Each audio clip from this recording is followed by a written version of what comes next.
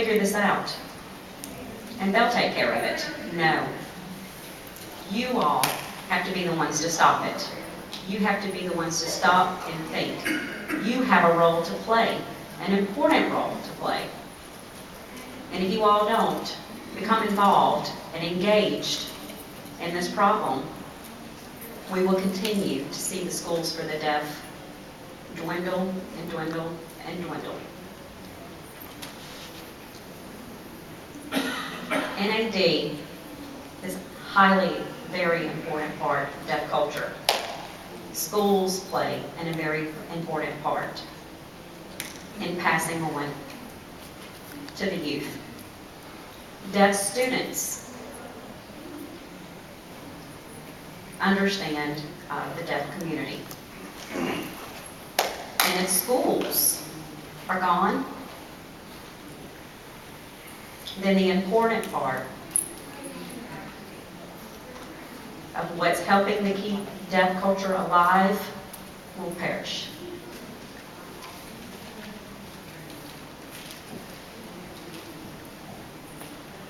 So, what is the present situation in America that we're facing? The schools for the deaf, for sure, are having a huge difficulty.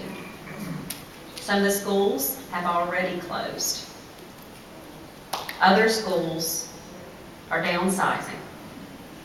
They're becoming so small that they can't even provide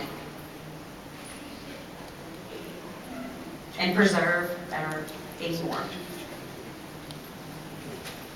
Part of the quality and the caliber of educators for the deaf and the students is not desirable.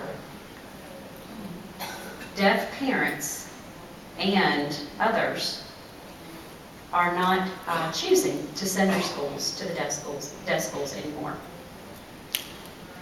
And as they become smaller and as things change, for example, the number of schools in deaf schools in America, they service multi-handicapped children. I support to have a program to serve the multi-handicapped children in the school for the deaf. Yes, I do. But we have to be careful that it does not become identified as only servicing multi-handicapped, because the parents will not be sending their children to that school. You and I both know that deaf people want the quality of education for their children, and they will not accept anything less than that. And the final thing is the cochlear implant. Unfortunately, children will go into the schools, both residential schools and also in large day programs for the deaf, because parents will think, oh, well, my kid is not deaf.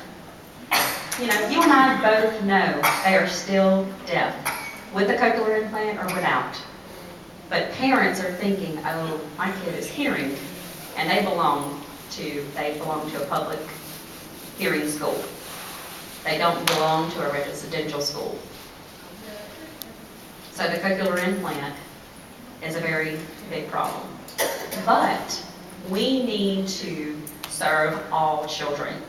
And I have noticed that right as I'm about to retire from my job and being the president last year, for 36 years in the deaf school as the president, that we have maybe 20% of our students with cochlear implants. So kids with cochlear implants can go to the schools. They have needs that schools can meet and serve.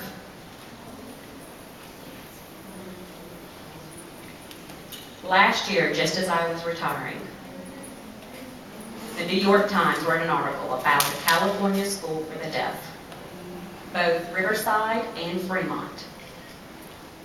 They were giving out information, some wrong information, but informing everyone that people all over the USA were listening and saw. The lady that wrote the article was saying, first, that schools are expensive. These schools are expensive. They cost $87,000 per kid that's in the schools. Well, I'm telling you right now that that's not true. It's not right. But anyways, $87,000 each year for one kid. Maybe you might as well have gave, $25,000 or $30,000 out the window and just say $50,000 for the state. Today, money speaks, money talks. And you have to look at the dollar amounts and how much things cost, especially in government. The second thing that the lady said was the achievements of the students in the schools were not good compared to local students. It could be, but basically it's wrong information because most of the kids, they've never heard of it. You've never heard of their successes if they did have any. So the information about the low achievements might be there, yes, but remember that in many states, kids don't show up to school at the deaf schools until they're 11 or 12 or 13, and that's extremely late. And by that time, it's hard for them to catch up with what they need for the future.